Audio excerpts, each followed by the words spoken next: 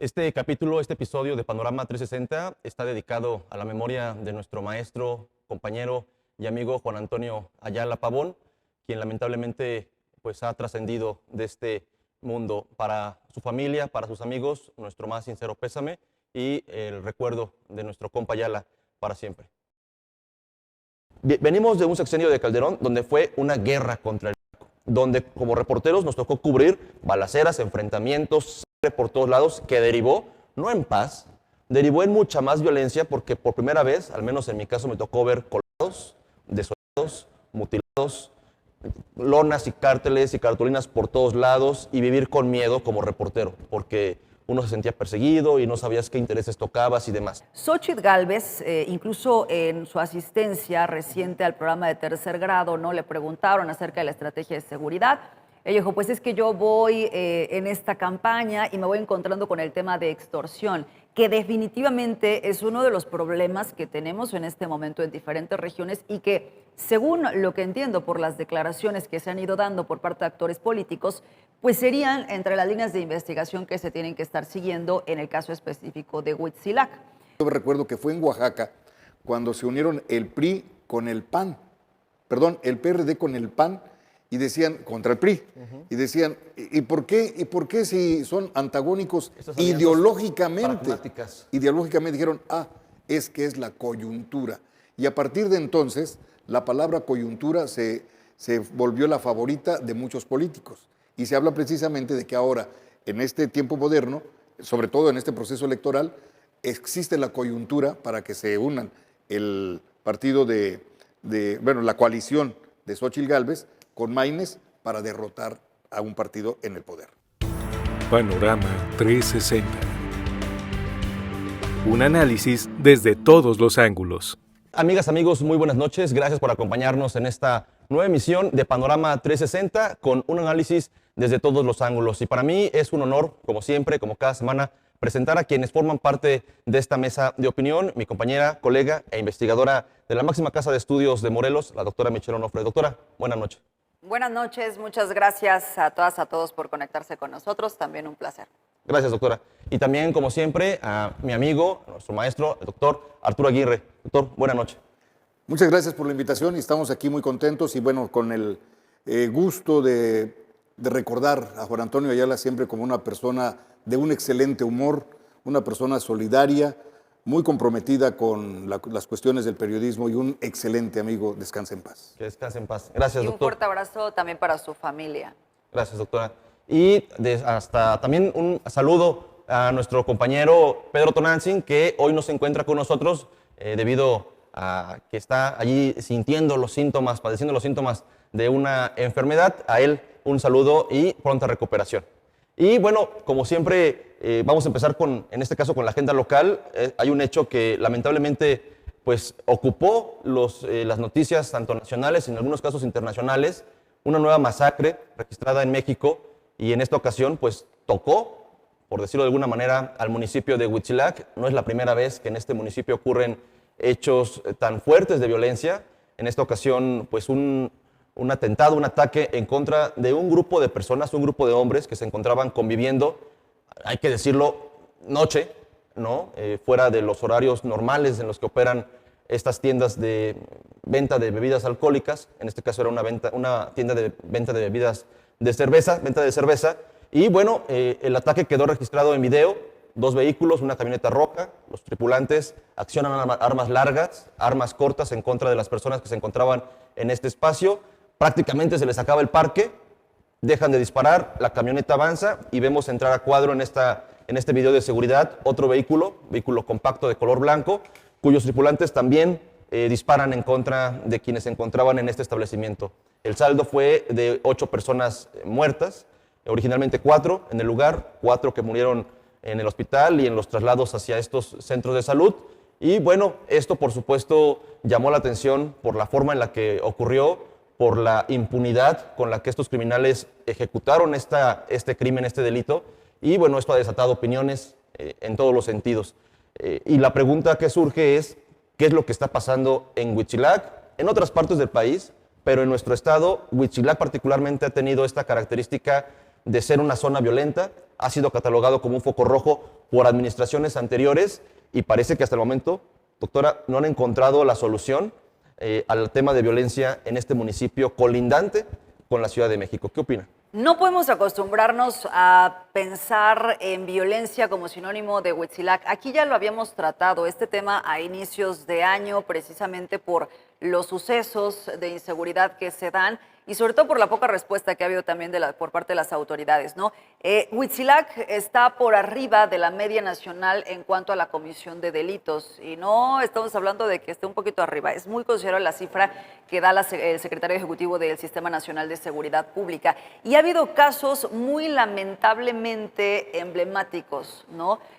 Yo creo que hoy pensar en 8 personas, que por supuesto es un asunto que simbra el fin de semana y que trasciende a nivel nacional, ¿no? 8 personas fallecidas, pues sí tiene que hacer entonces una autocrítica cada una de las autoridades, tanto del ámbito federal, estatal y municipal. Porque anteriormente habíamos visto, ¿no? El año pasado, por ejemplo, con los 3 jóvenes del Instituto Nacional de Salud Pública, que pues son desafortunadamente encontrados en estas carreteras en Huitzilac. Y en ese momento pues hubo enojo por parte de la ciudadanía, salieron a marchar, pero tampoco hemos observado que después de esto se hayan eficientado las acciones. Incluso pues aquella declaración del mismo comisionado estatal de seguridad de que mejor ni te pararas ahí, o este choque también que hemos visto constantemente con personas que presuntamente se dedican a talar los bosques, ¿no? Entonces, hay una serie de delitos que se cometen desde ese municipio y que esto no quiere decir que la autoridad municipal pues se pueda excusar. A mí me pareció muy lamentable que el alcalde Rafael Vargas, que además está buscando ser reelegido, pues no tenga una estrategia, porque independiente de que digan, bueno, es que el mando coordinado, entonces nosotros no nos toca la prevención del delito, no, es que sí te toca, porque hay muchas otras acciones que tienen que incidir. Y eso que tú acabas de decir es muy importante. Cómo se tienen permisos, por ejemplo, para una tienda, ¿no? Para que pueda operar entonces a altas horas de la noche. O sea, hay una serie de deficiencias que se tienen que ir encontrando y que tampoco podemos estar esperando a que la Guardia Nacional se encargue de absolutamente todo, que sea el gobierno federal, porque es una situación compleja la que se vive en el municipio, porque al contrario, la ciudadanía tendría que estar en este momento reclamando a su alcalde, por supuesto al gobernador y desde luego también a las fuerzas federales, pero a todos, ¿qué es lo que les tocaría hacer en este caso y por qué no se ha podido avanzar en Huitzilac? Sí, porque temas administrativos, como lo decía doctora, que tienen que ver con el funcionamiento de los negocios, que eso es única y exclusivamente tema municipal. Claro, estos giros básicos, tiendas de abarrotes, fondas, ¿no? Todos estos espacios son administrados en su funcionamiento por el municipio.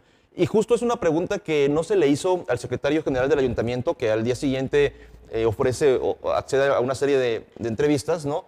Porque pareciera que preguntarle sobre el funcionamiento de así me pareció a mí, de un negocio, era como un tema mínimo comparado con la masacre que se había vivido, ¿no? Y me parece que no. Me parece que si el municipio, cualquiera que sea, permite la ilegalidad, por pequeñita que sea, ¿no? De que lugares que son para venta de cerveza para llevar sean utilizados para el consumo de estos productos en sitio, ¿no? Hay una violación a la ley. Pero pareciera que como es una comunidad de usos y costumbres, pareciera, que todos se conocen, que funciona como si fuera un pueblito viejo, ¿no? Y que todo se permite, pues ocurre justamente esto. Y algo que comentábamos en otro espacio y que, insisto nuevamente también aquí, no es políticamente correcto, me parece decirlo, pero hay que decirlo. Y espero que no se tome a mal y se tome en el mejor sentido. La gente que vive en Huitzilac, me parece que en muchos casos sabe quiénes se dedican a temas delictivos. De entrada, el tema de la tala. Los aserraderos están instalados en la zona urbana y operan durante el día. Esta tienda que estaba funcionando fuera de un horario aparentemente regular, ¿no? Pues los vecinos saben que hay una tienda que es para venta de cerveza para llevar y que estaban consumiendo en ese sitio, es decir, no tiene permiso de bar. Y no hay una denuncia ciudadana, no hay un ejercicio ciudadano por exigir a las autoridades que se cumpla la ley. No quiere decir, o no quiero decir con esto, que una masacre de esta magnitud sea consecuencia inmediata de una mala regulación municipal, pero me parece que sí, la falta de denuncia, la permisividad, etcétera, etcétera, son puntos que van sumando a un deficiente Estado de Derecho donde pues facilitan, desde mi punto de vista, doctor, se lo pregunto, pues la operación de grupos criminales que sienten que si se puede lo más, se puede lo menos. Indudablemente, fíjate que este punto que tú mencionas es importantísimo con respecto a la gran diferencia que existe entre administrar y gobernar un municipio. Hay que recordar que hasta diciembre de 1999, el texto del artículo 115 constitucional decía: el municipio será administrado por un ayuntamiento. En diciembre de 1999 cambia una sola palabra y dice: el municipio será gobernado por un ayuntamiento. ¿Cuál es la diferencia entre administrar y gobernar? Un elemento importante, que es el poder público, que es, o también que es el gobierno, que es la relación entre gobernantes y gobernados. De ahí pues que Huitzilac es la muestra fehaciente del fracaso del sistema federalista en ese territorio. Porque cuando hablamos de que también en esta reforma que se ha propuesto desde 1991, la reforma del Estado, el Estado hay que recordar que tiene 3 elementos: el territorio, la población y el gobierno. No se puede modificar el territorio, no se puede modificar, o bueno, a veces sí, pero la población no. El concepto entonces es la relación entre gobernantes y gobernados. Y quiero ir a un poquito más allá de decir que ha fracasado también en Huitzilac. Es el ejemplo, es la punta del iceberg, porque si vemos más que los partidos políticos como entidades de interés público son quienes proponen a quienes van a gobernar esos municipios. Y vemos que no están siendo capaces, no están siendo profesionales en esta cuestión de gobernar a los municipios.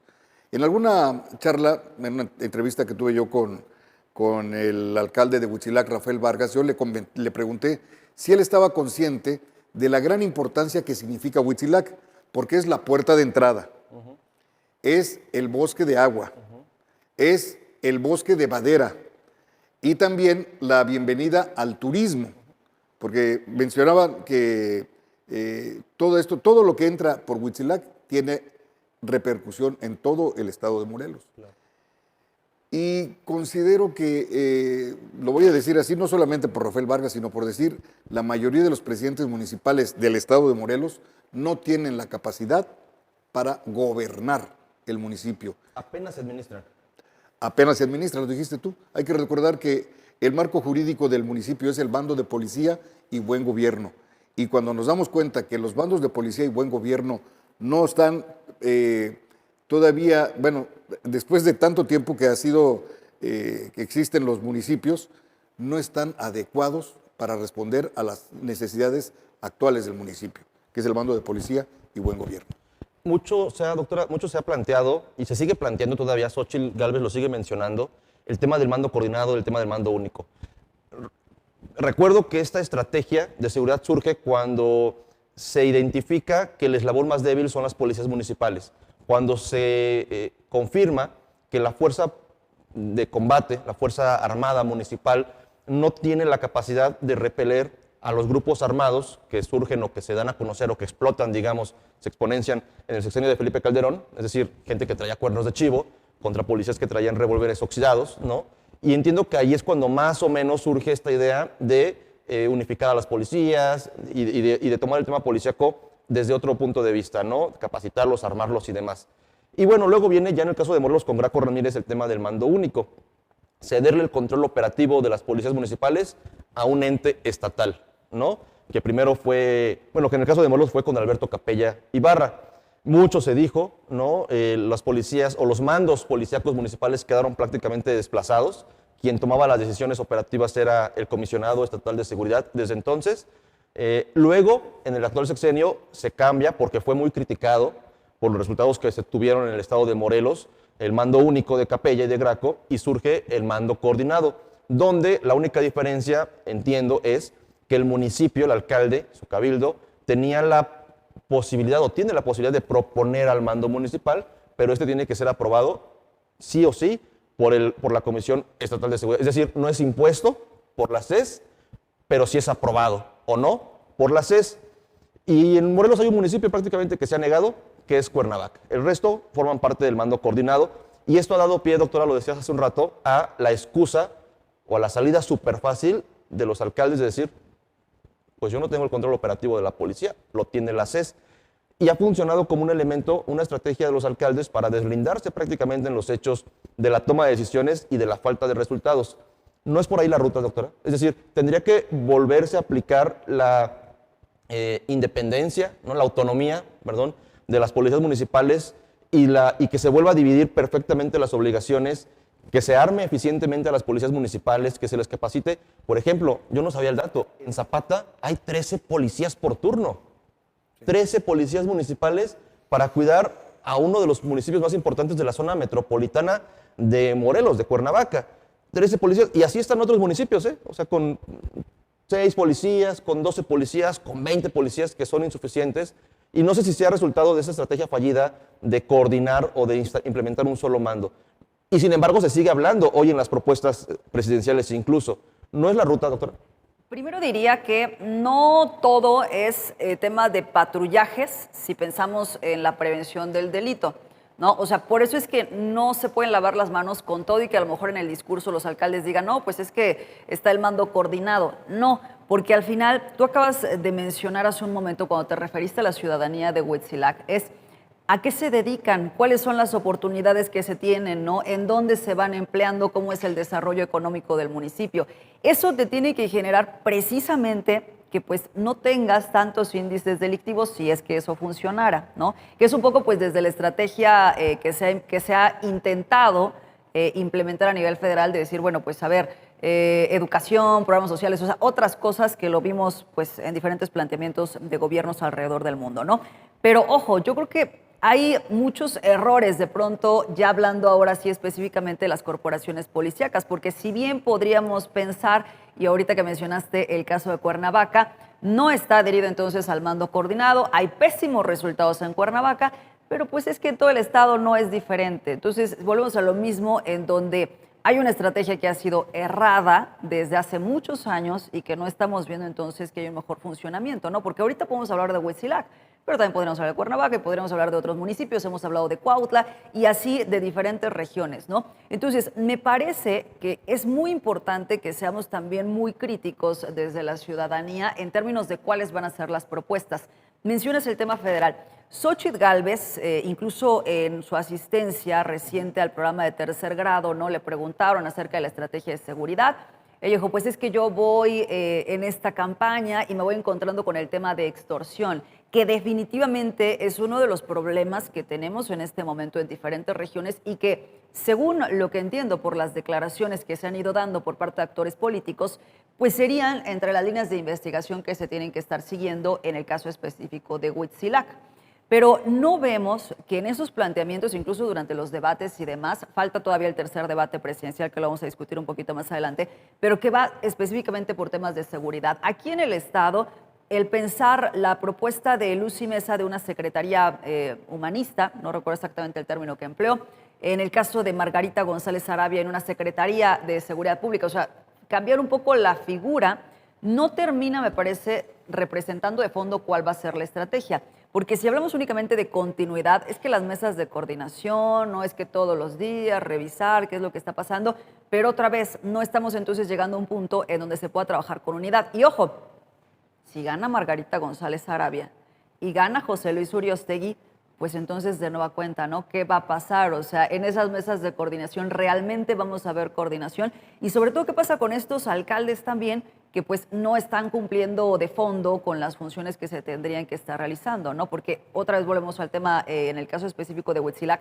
que son muchos problemas periféricos que sí tocan, sí o sí tienen que tocar al alcalde y a todos los funcionarios de ese ayuntamiento, ¿no? Entonces ahí me parece que es un poco confuso pensar en si nos vamos al mando coordinado o cuál tendría que ser el cambio de estrategia, a partir de que no hay en este momento, me parece, un planteamiento claro por parte de las candidatas Jessica Ortega, Margarita González Arabia o Lucy Mesa, de si va a continuar o no va a continuar. No lo veo en este momento porque depende también de muchos factores políticos, desafortunadamente.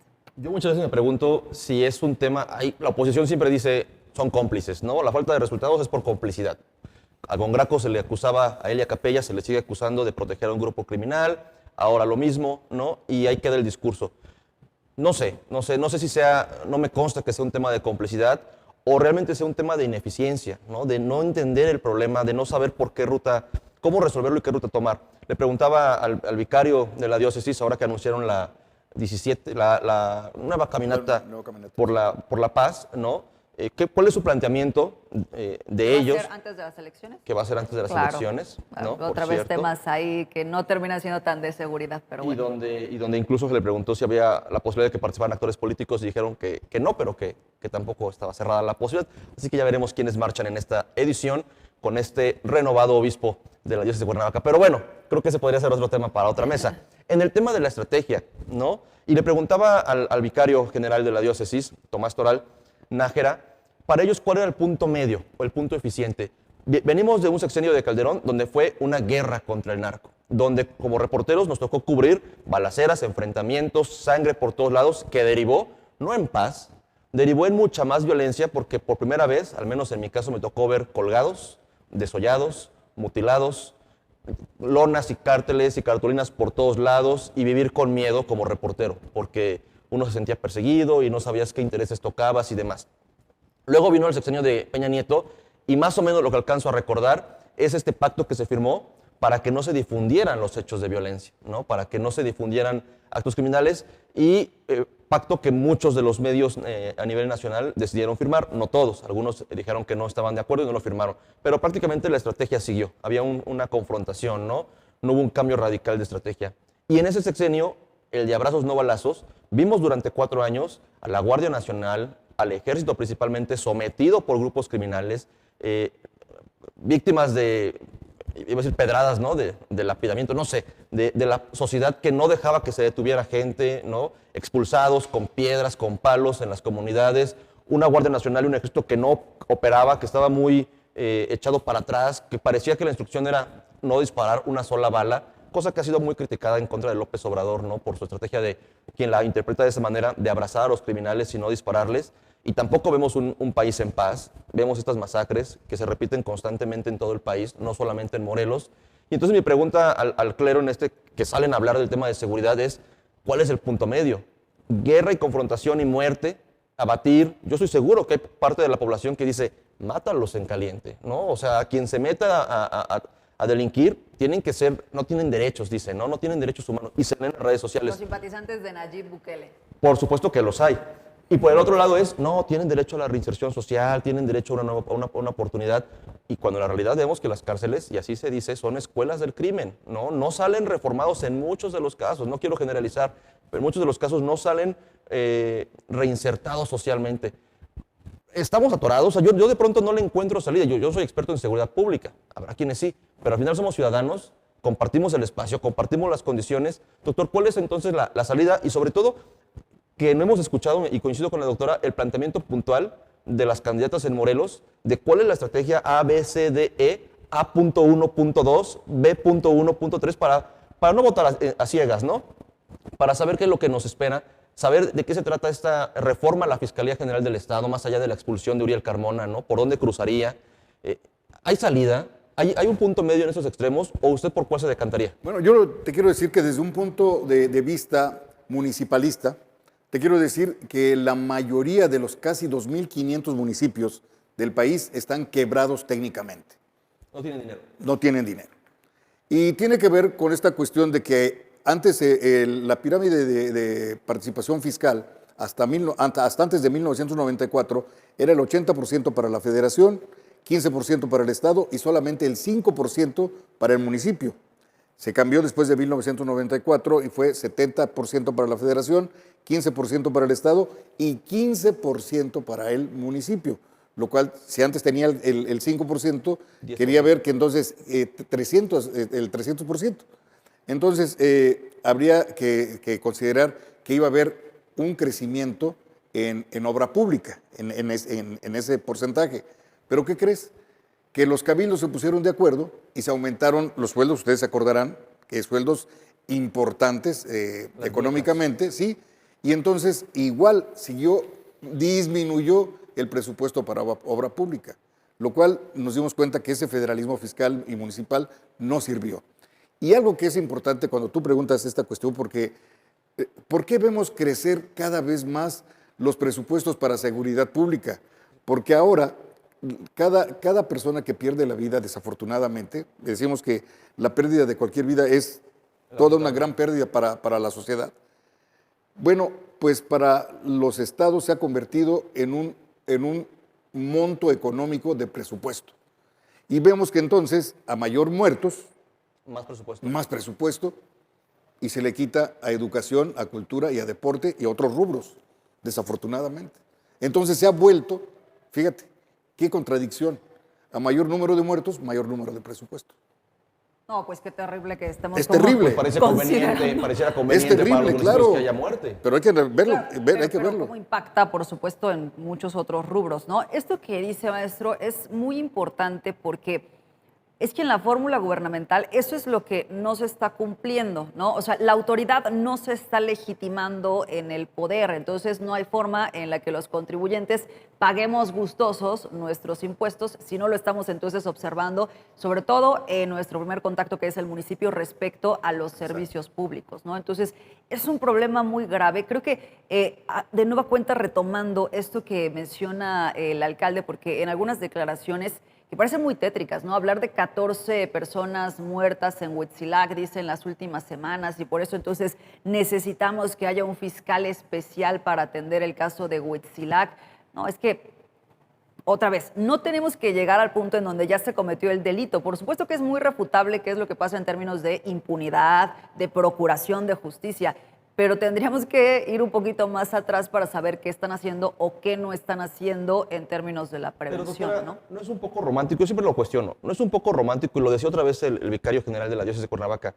Este mensaje o este discurso de apostarle a los programas sociales, a la educación, a la cultura, me queda claro que sí, pero a mí se me hace extremadamente romántico y utópico porque se invierte en cultura y aquí vemos la cantidad de museos. Graco le invirtió en la cultura, la violencia siguió. Hay museos, hay escuelas, y aparte es una inversión a muy largo plazo. Y se lo preguntaba al vicario, decir que la solución está en la cultura, en la educación, en la familia, es esperar demasiado. Porque mientras tanto hay niños de 8 años que están en las filas del crimen, por un lado, y por el otro. Esta situación de prevención versus persecución del delito, así la entiendo yo. Y así lo dicen las autoridades en algunos casos. Es imposible tener policías en cada cuadra, por lo menos por ahora, porque no tienen el presupuesto. En la Ciudad de México hubo un tiempo que había un policía en cada cuadra en el Zócalo, en el centro histórico de la ciudad, o sea, de que se puede, se puede. Es que justo eso te da a entender que sí se podría incentivar que las personas vuelvan a querer ser policías. Por aquí hemos visto una cantidad de convocatorias Implica y no mejor tienen salario, éxito. Por supuesto, ¿no? Todas las capacitación. condiciones, por supuesto. Ahora, yo creo que es que la ciudadanía, claro que tiene que encontrar algunas alternativas, más allá de que se considere que puede ser romántico o no a largo plazo, pues tiene que ver esas alternativas. Yo no creo que la gente en Huitzilac toda esté pensando pues en que son omisos ante los delitos, porque sería tanto como aquel discurso que daba Enrique Peña Nieto sobre la corrupción en México, ¿no? Casi como si uno lo trajera genéticamente. Por supuesto que no. Es que, pero sí se tiene que ir pensando cuáles son esas alternativas para un municipio que tiene tantos problemas hoy a partir de ciertas comisiones de delitos. La policía, con mi idea de la prevención y la persecución, la policía difícilmente, salvo que tenga labores de inteligencia muy eficientes, puede saber que en 2 vehículos van personas armadas con la intención de rafaguear un local. Nosotros no lo sabemos porque no tenemos visión de rayos X. Graco puso arcos detectores de armas, ¿no? Y de metales que no sé en qué terminaron, no sé en qué funcionaron. Si hubiera una verdadera inteligencia, sabríamos que ese vehículo fue robado, que está involucrado en otros delitos. Si hubiera una labor de inteligencia eficiente, y ahí está la prevención. No existe. Pero una vez que se comete el delito, ya no son 200 personas al azar para saber quién va a cometer un delito, sino ya son 4. Es decir, para mí la impunidad surge principalmente en el momento en el que no se persigue eficientemente el delito. Ya se cometió, no debería cometerse, y debería haber programas sociales para evitarlos, y cultura, y capacitación, y labores de inteligencia. Y cámaras ahí, o sea, ¿cómo es posible también que no puedas tener un seguimiento, ¿no? Que eso, en contraparte, en la Ciudad de México, los casos que más se estuvieron profundizando es todo el seguimiento, ¿no? Ir viendo a partir de las cámaras hacia dónde se fueron. Pero bueno, aquí sí el mismo presidente del IMIPE le ocurrió esto en pleno centro de Cuernavaca, pues entonces, ¿qué podemos esperar de pronto en otros municipios, ¿no? Y cierro la idea.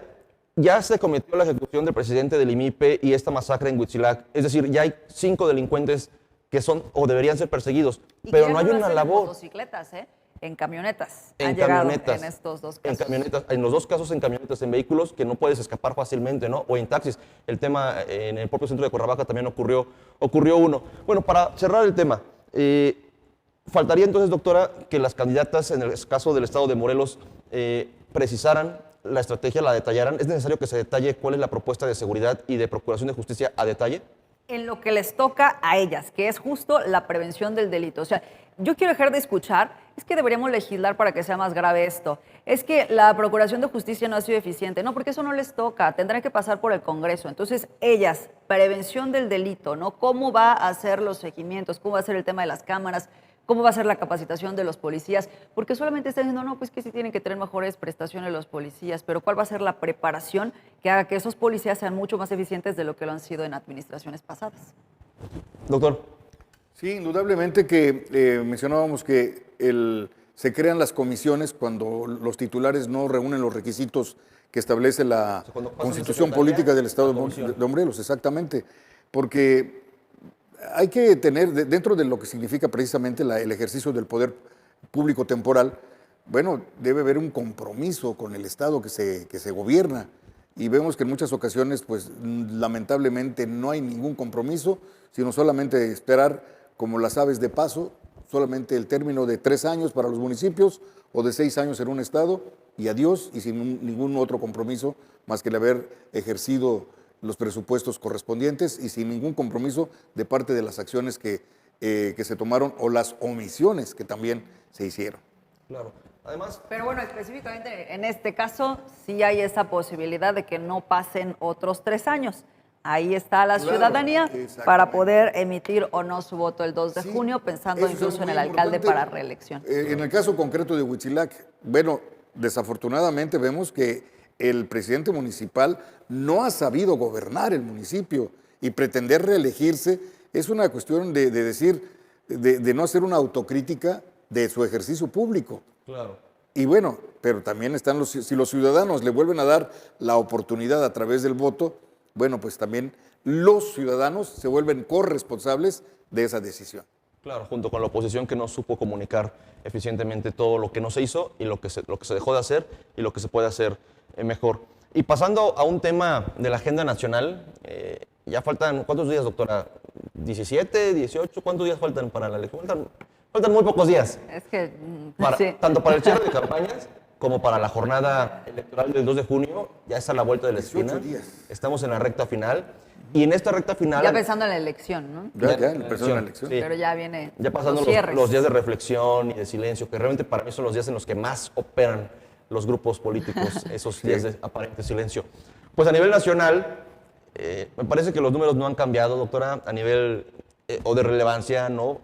Que Claudia Sheinbaum sigue estando en un primer lugar, estábamos viendo y ahorita podemos hablar de ellas, de las encuestas, prácticamente doblando a 2-1 a Xóchitl en prácticamente todas las encuestas, ¿no? Xóchitl en un segundo lugar, manteniéndose, y Maínez, presidente Maínez, haciendo un esfuerzo por permanecer en la agenda, en la boca, ¿no? del electorado joven, principalmente, y como que se la creyó, ¿no? Me parece que de pronto ya el candidato del Movimiento Ciudadano se la creyó y lanza esta propuesta, viene esta propuesta de Colosio... De Luis Donaldo Colosio Rojas, ¿no? Del hijo del candidato asesinado del PRI, Luis Donaldo Colosio, de que hay una declinación o una alianza que el tercer lugar decline por el segundo, ¿no? Y bueno, hay quien interpreta que Maínez va en segundo y que entonces Xóchitl debería declinar por él, y hay quien dice, pues no, Maínez, tú vas en tercero, deberías declinar por Xóchitl, y se sube el presidente del PRI, reta a Maínez y le dice, por favor declina y yo dejo la presidencia. Cuando lo hace o cuando dice, va, lo acepto, el otro es un juego de dimes y diretes que al final es como, no te creas, es broma, ¿no? Y nada va a pasar. Y Claudia Sheinbaum a todo esto dice, hagan lo que quieran, ¿no? Hagan lo que quieran, de todos modos vamos a ganar. Me parece que es demasiado ya circo, doctora. Fíjate que a mí me parece que es una total falta de respeto a la gente el pensar que cuando un candidato dice, ahora voy a declinar por Xóchitl o viceversa, entonces los votos se le endosan prácticamente, ¿no? O sea, como si hubiera borregos. Eso por supuesto que no es así. No es que, ya dijo Maínez que la mejor es Xóchitl, entonces voy a votar por Xóchitl. Por supuesto que no. Entonces, insisto, ¿no? De las dos partes, tampoco en el caso de Maínez decir, pues ya Xóchitl, entonces que decline por nosotros, ¿no? Cada uno, y pues esa es la posibilidad que tenemos en México de tener distintos candidatos, distintos partidos políticos y muy precariamente el tema de los independientes, ¿no? Pero al menos el tener muchas posibilidades. Yo creo que en los hechos sí se ha incidido incluso desde medios de comunicación en tratar de irlos cerrando, a decir son solamente dos. Creo que me parece que los programas en Televisa, en donde solamente se invita ya a dos candidatas, pues entonces te hablan acerca de esa imposibilidad que tienen las personas que simpatizan y que es muy respetable que simpaticen con Maynes, ¿no? O sea, el decir, oye, las mesas de la hora de opinar llevan semanas en donde no toman en cuenta representantes de Maynes. Tercer grado no toma en cuenta que vaya Maynes, ¿no? O sea, es tratar de decir, hey, aquí ciudadanía solo hay de dos, o es Claudia o es Xóchitl, y por supuesto que no, porque también está el tercer candidato. Entonces, desde ahí creo que es una falta de respeto y que no abona en este talante democrático que todos esperaríamos. Ahora, lo de Colosio, que yo creo que se tiene que interpretar porque pues es que la que va en segundo es Xóchitl, punto. O sea, la única variación que hubo fue respecto a Jalisco, que además pues es un municipio que gobierna Movimiento Ciudadano, o sea, lo reprobable hubiera sido que ni siquiera ahí estuviera en segundo lugar MC.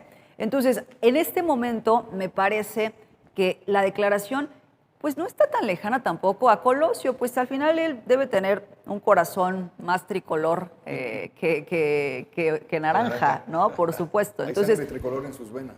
Y va a ir cambiando esto, ¿no? En este momento, pues ha sido un partido que le ha resultado importante, afín, en este grupo con el que él se maneja, ¿no? Con Samuel García, con el mismo Maynes, pero en su momento a mí no me extrañaría nada que pues termine compitiendo a lo mejor en 6 años ya con el partido tricolor, ¿no? O sea, habría que ver cómo se va manejando todo eso.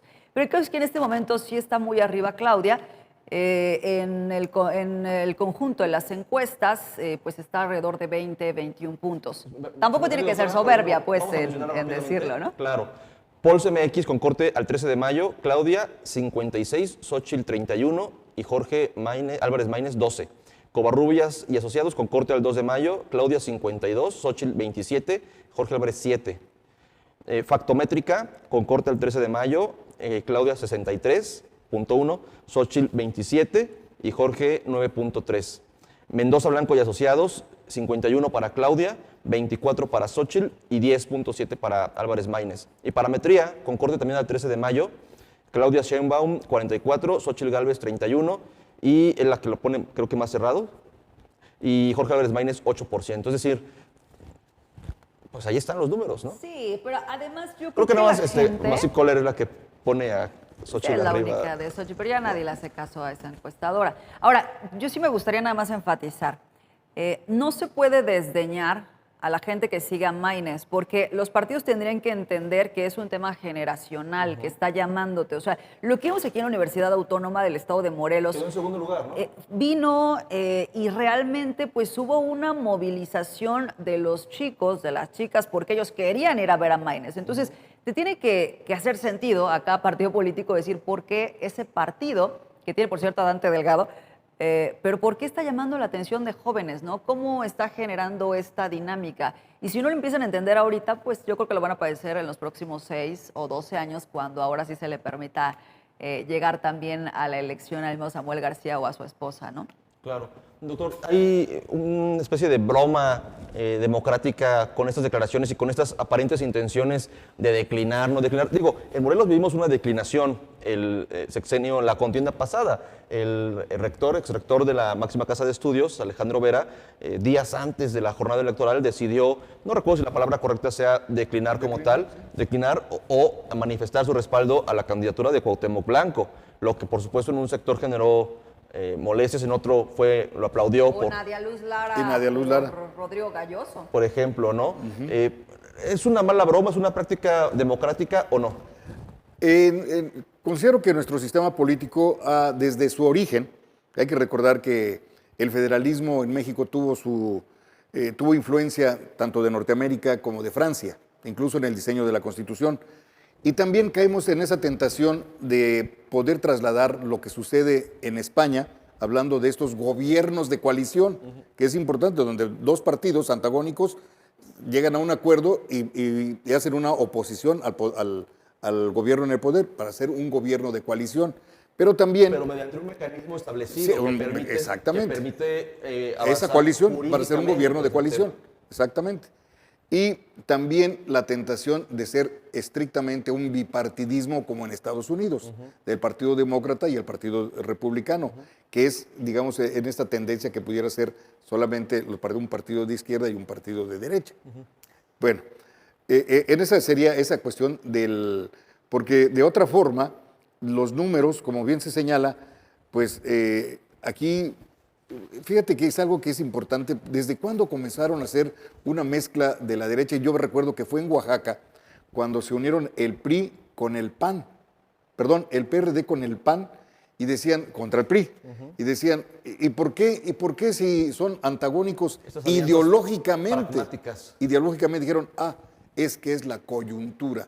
Y a partir de entonces, la palabra coyuntura se volvió la favorita de muchos políticos. Y se habla precisamente de que ahora, en este tiempo moderno, sobre todo en este proceso electoral, existe la coyuntura para que se unan el partido la coalición de Xóchitl Gálvez con Maínez para derrotar a un partido en el poder. Si la coyuntura para Maínez y para MC fuera derrocar democráticamente a Morena, pero no es así.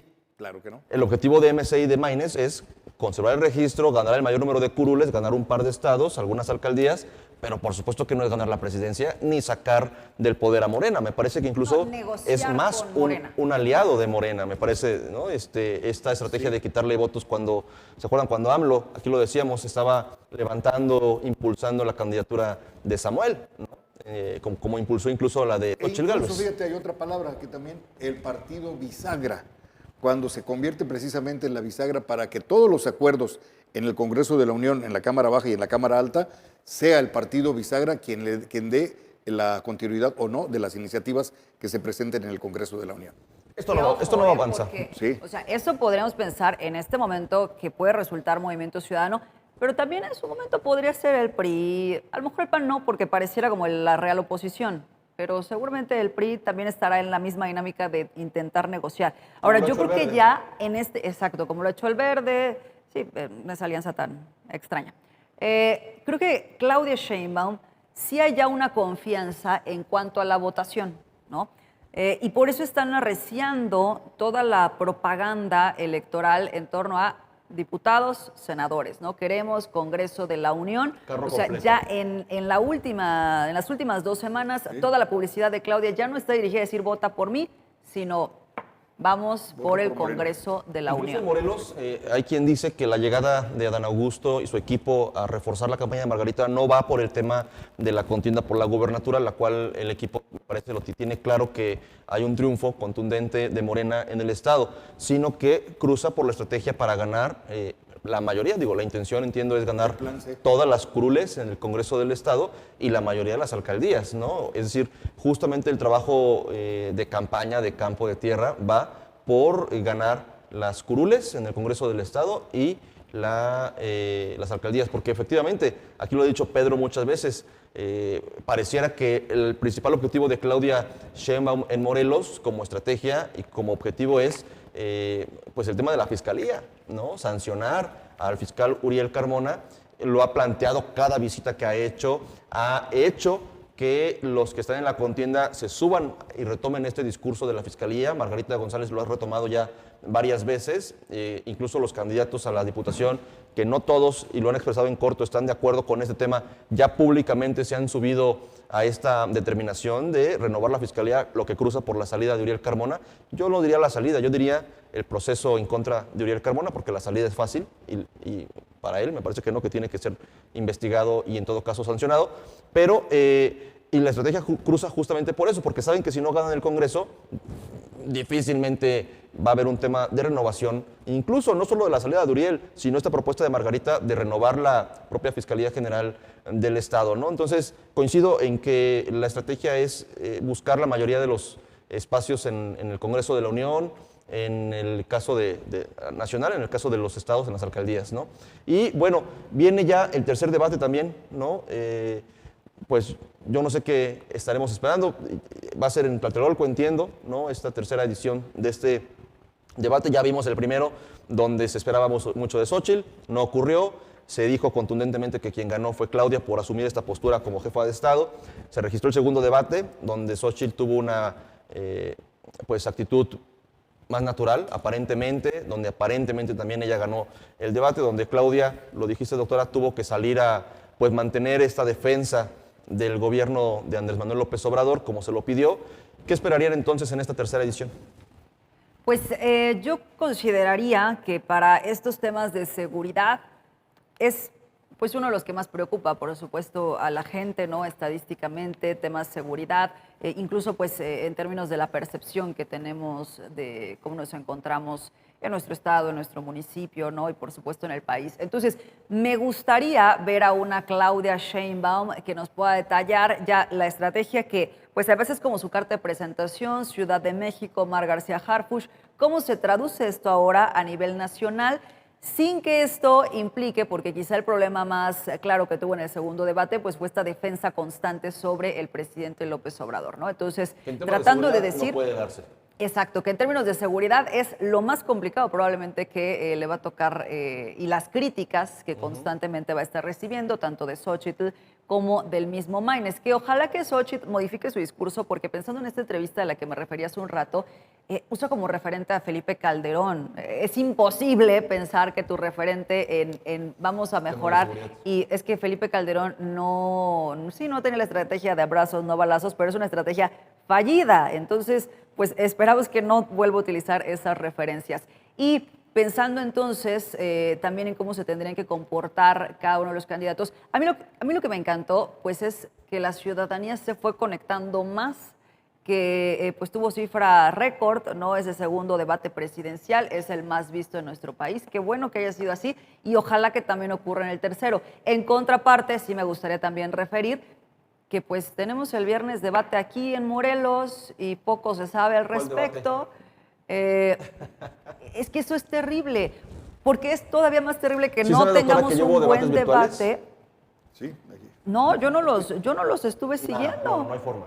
Entonces, no hay forma. pero si ya tuvimos un pésimo primer debate, pues entonces, ¿por qué no estamos todos a la expectativa de que ahora sí podamos tener un buen segundo Oye, yo les debate? quiero decir algo que es importante también, ¿qué creen que está incidiendo en la baja de los espectadores de los debates? La liguilla del fútbol mexicano. Y esto, bueno, lo quiero yo decir, ¿qué es más importante para el futuro del país?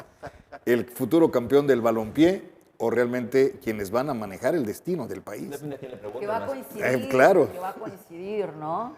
El domingo sí tendríamos entonces semifinal, la semifinal de vuelta. En otras ocasiones se han movido, ¿no? Los partidos. Ha habido coincidencias, creo que también se han movido. Ha habido una determinación ahí. Pues que sea el pretexto de decir, bueno, vamos a reunirnos para ver el partido y ver el vemos el debate, por supuesto. Claro. Pues cada vez está más cerca el día decisivo, el día en que sabremos qué rumbo tomará nuestro país y nuestro estado, ¿no? El día que las y los electores pues tomarán esta decisión final. Un comentario final, se nos acabó el tiempo, doctora. Un comentario muy breve final. Creo que tenemos que profundizar ya en cuanto a las propuestas que se estén presentando, también por supuesto en los choques. No vería que haya una posibilidad de un cambio. Tendría que ser algo desastroso realmente que hiciera Claudia el próximo domingo, porque está ya muy arriba en todas las encuestas. Pero bueno, sí podría haber esas variaciones o a lo mejor que sí conquisten a Álvarez Maínez, ¿no? Y entonces diga que siempre si se baja lo veo complicado, pero bueno, vamos a esperar cómo se desarrolla ese tercer debate. Gracias, doctora. Maestro. Sí, bueno, recordarles una vez más que recuerden que su voto es el factor fundamental de la democracia y que su voto, por supuesto, tendrá consecuencias para usted y su familia durante los próximos 3 y 6 años respectivamente. Así es que piense bien a quién le va a dar usted su voto. Gracias, maestro. Muchas gracias, doctora. Gracias. Maestro. Gracias al equipo de producción, a todo el staff que hace posible que este programa llegue a sus pantallas. Pero sobre todo, gracias a ustedes que cada semana nos hacen el favor de vernos, de escucharnos. Gracias por sus comentarios. Recuerden seguirnos en las redes sociales de Panorama 360. Y pues como siempre, un gusto compartir este espacio con mis compañeras, con mi compañero. Muchas gracias. Saludos a Pedro Saludos a Tonantzin. Pedro, que se recupere. Pronta recuperación. Esperamos tenerlo aquí de vuelta la próxima semana. Cada día, les decía, más cerca el día que se define esto en nuestro país y en nuestro estado. Así que atentas y atentos. Muchas gracias y nos vemos la próxima semana. Panorama 360. Un análisis desde todos los ángulos.